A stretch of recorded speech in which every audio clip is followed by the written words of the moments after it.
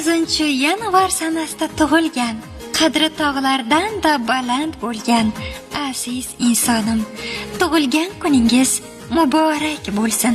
Bu hayotda qancha ezgu niyatlar, tilaklar bo'lsa, barchasini sizga tilayman. Tilagim tillodan bo'lsin taxtingiz. Hamisha hamma vaqt kulsin baxtingiz. Oila atalmish nurli qo'rg'onda porlasin hamisha hayot shamingiz. Yuz bilan yuzlashib sevinib yashang. Muhabbat ko'shkida sezilib yashang. Tog'lardan da balandroq yig'ib savoblar jannat iforiga ko'milib yashang.